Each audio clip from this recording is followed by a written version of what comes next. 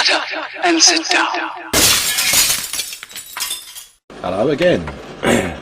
Right, since the last time, I have now got the roof on. Excuse the state of my bench, but all will become apparent in a minute.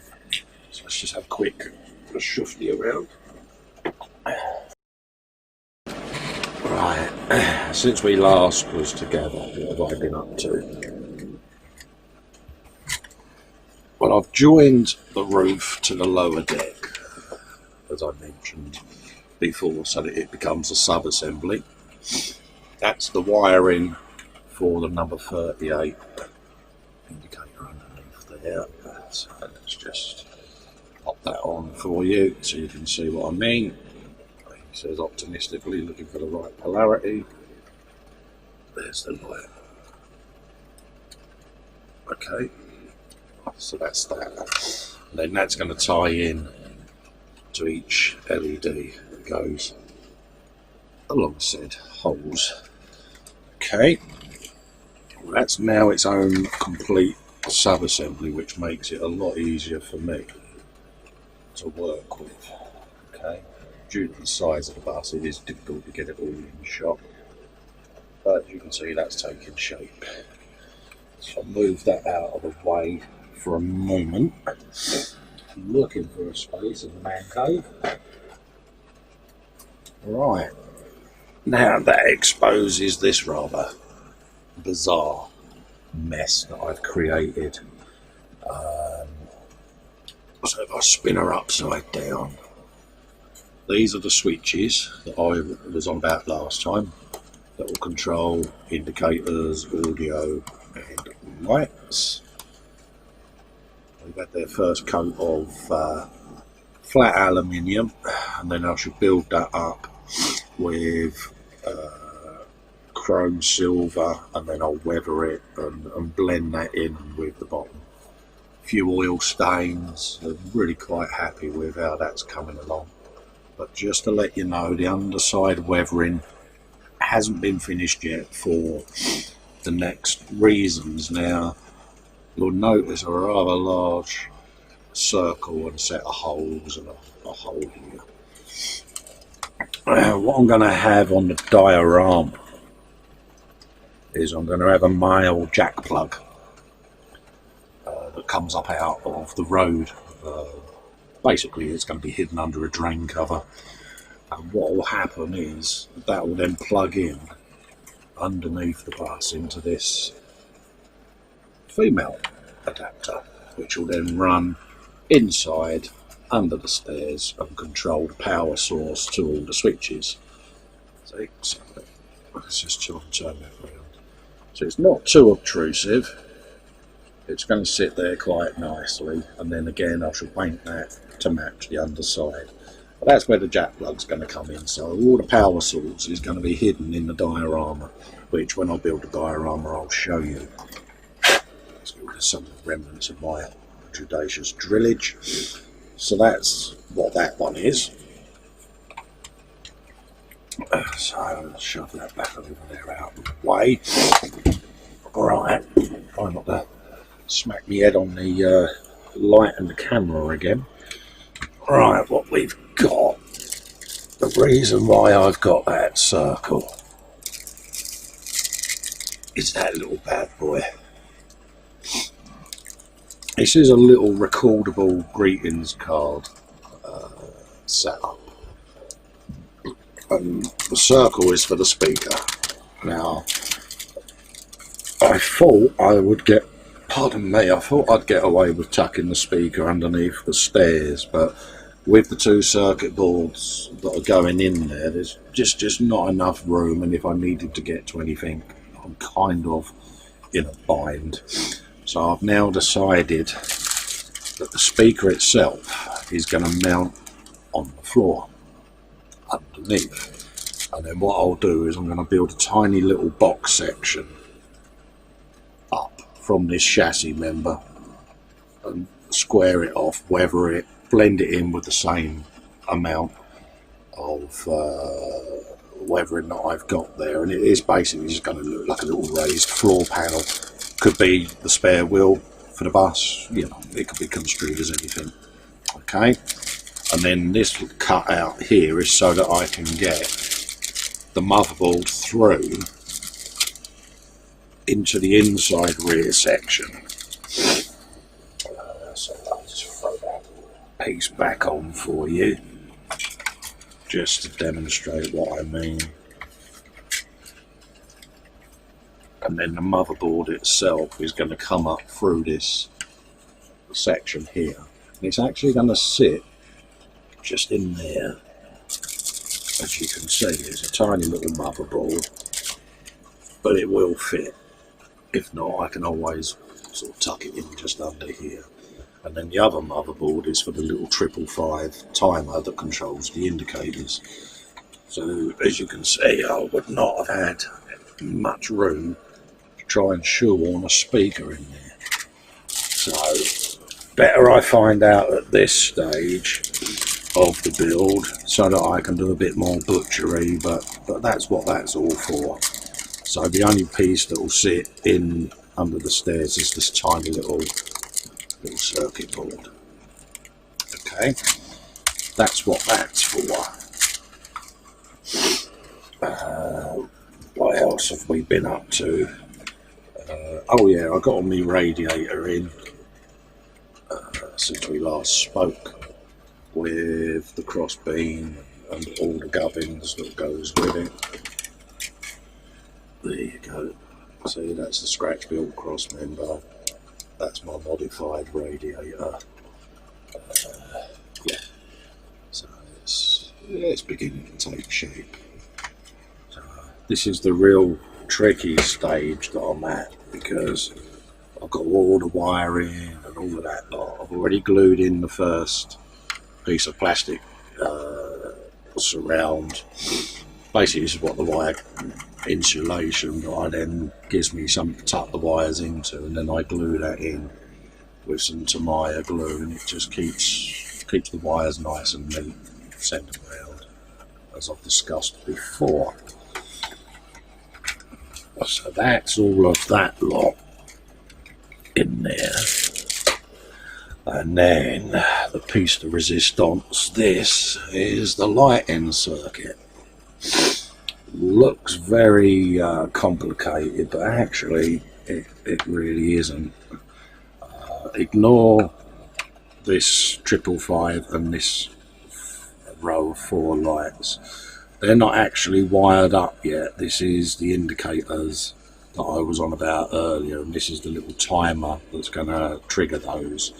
So that side of the circuit I've still yet to build. I've got a couple of capacitors in, some resistors, and find the trigger terminal. I think it's number 7 on here, I'm not sure now. I'll have to have a little looky. So that side of it is going to be on its own little tiny board, that a couple of resistors, and then the wiring will go along the side of the bus to the indicator. So I'm not fussed about that. It's this section here. Side light there. These are the sign lights. These are the top and lower deck compartment lights, and the light for the rear platform.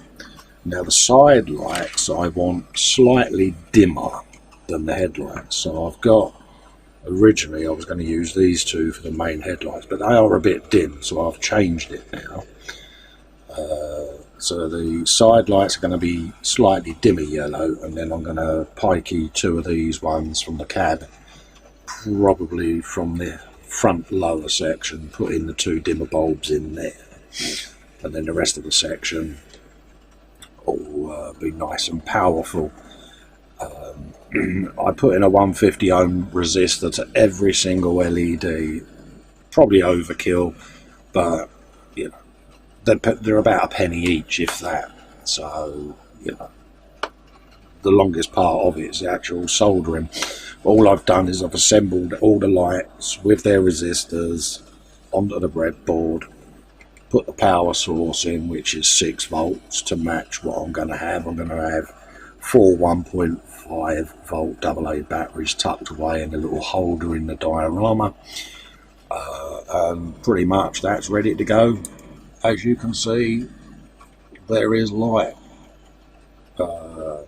Reason I test everything out on a breadboard first is for obvious reasons. You don't want to build your entire model kit only to find none of it works. You know, I've done that before.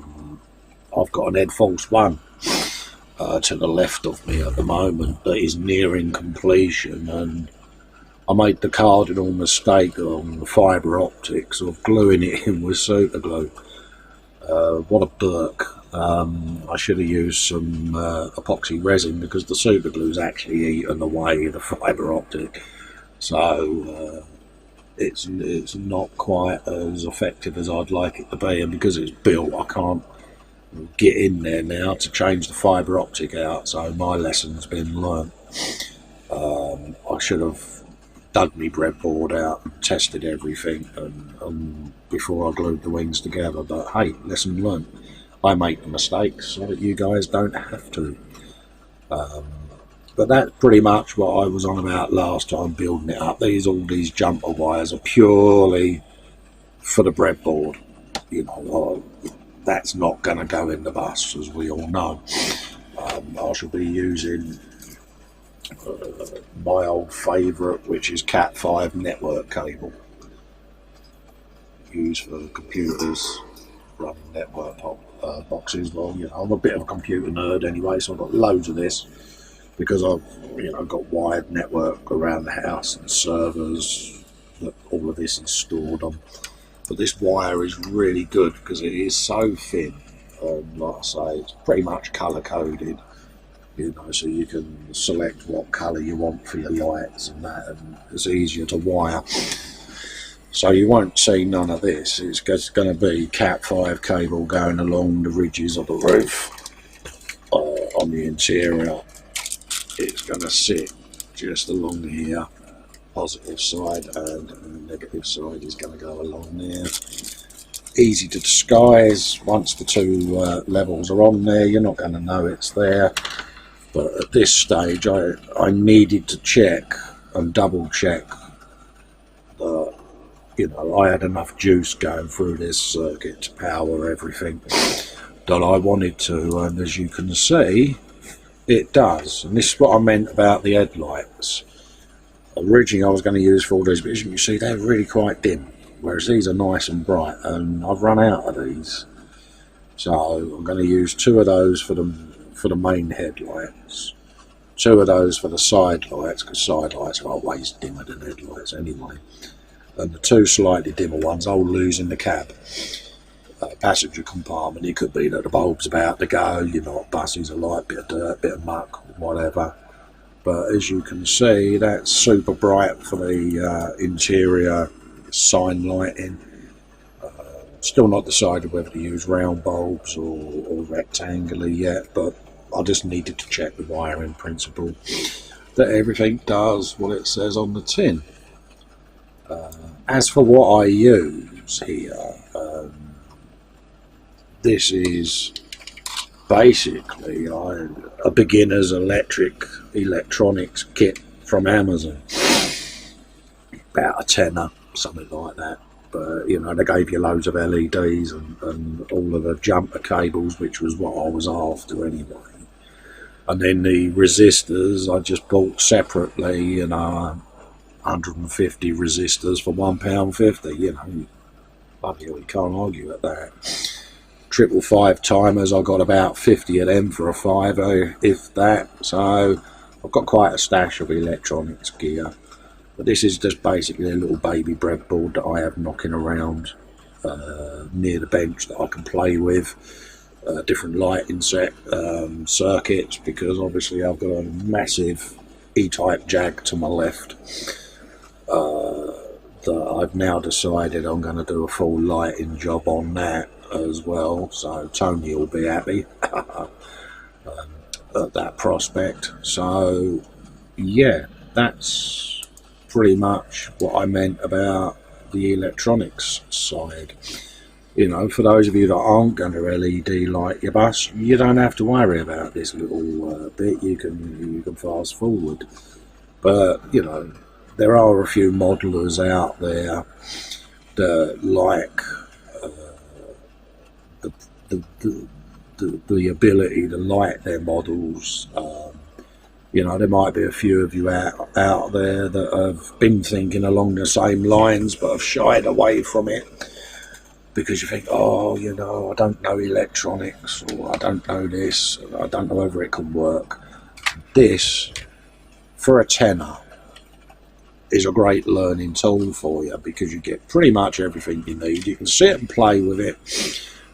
You can put lights in, you can put resistors in, you can look at your cables, and it comes with instructions, you know, on how to light an LED, and you know, you can use Google. There's enough YouTube videos out there, Beginner's Guide to Electronics, how to blink an LED using a 555 timer, how to light an LED on a breadboard. And once you've figured it out and played with it, you suddenly, it's like anything, you go to all of this and then you press that little bad boy there and bosh, there's your lighting circuit for your model kit.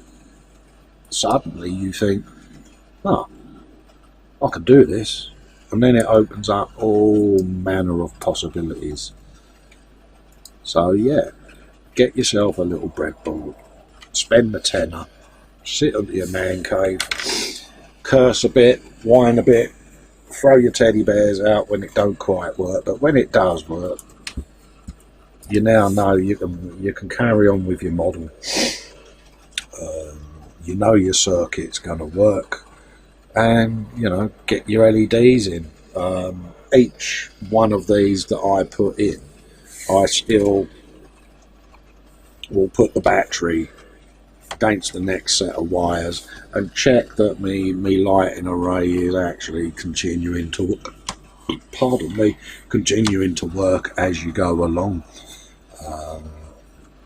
But that's pretty much all you have to do on that. What else have we done?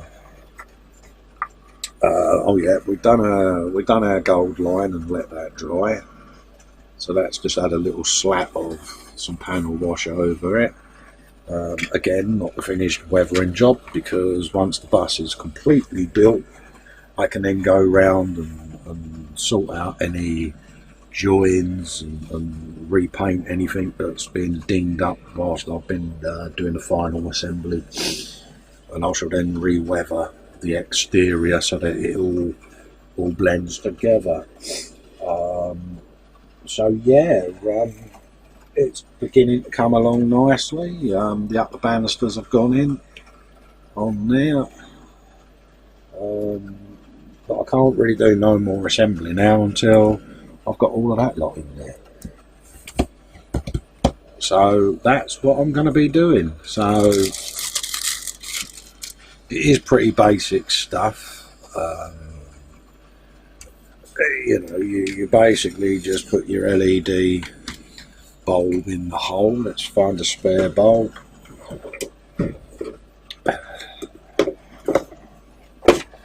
What have we got? Let's have a little looky-loo.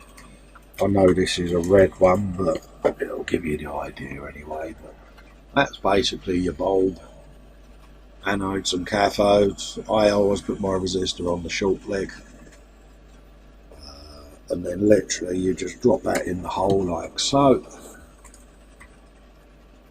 And then I bend negative to the left, positive to the right, just like that. And then the wiring will be soldered to the terminal. There'll be a resistor on there which come on a roll like so. So you'll have a resistor on there. Let's just move that into shot for you. Do apologise. There you go. So your resistor and then your wire. So all your negatives join together, and then your positives just join together as well. Send the wiring right down round to the power source, and that is what I'm going to be doing over the next day. So there's no real easy way to show the soldering process. So again, for those of you that don't know how to solder, get yourselves on YouTube. Little 2-minute videos are on there on how to solder a capacitor, or how to solder a resistor, you know, soldering electronics components. You know, there's loads and loads of video out there, so there's no real point in me sitting here demonstrating how to solder, because that information's already out there. I have a little soldering station that I use. It's just there, little Fahrenheit soldering iron with basically adjustable heat, and that pretty much does everything I need it to. You know, I've got different tips for different jobs. So if I need to change out a tip, I'll just change it out, swap them over, do what I need to do. I've used that soldering iron on repairing Macs circuitry, iMacs, things like that, doing capacitor swaps. So yeah, all in all, it's a good little setup. So I'm going to love and leave you there before I start me soldering. Again, I use lead-free solder. I have my little soldering reel mounted on my no hands gripper, and it's literally an old Lucozade bottle cap stuck on the bottom. Stick my reel on there, and I find that as I'm soldering, I can just pull it off with my left hand and solder away until I'm quite happy. Bish, bash and bosh. But I can always pull solder off of that, because as you can see, it turns quite freely. So again, you know, it's little tricks that I use that work for me. You know, that's what I use. So next time you see this bus, the whole lower deck will be wired up, all the LEDs will be in place. I'll then test the circuit and obviously show you guys the circuit all lit. But, you know, it's just a matter of using a battery, and then I'll just put it on the circuit, and as you can see, the light lights. Okay, and that is that. So I'm going to get on and do some soldering and stop rambling and catch up with you in a moment.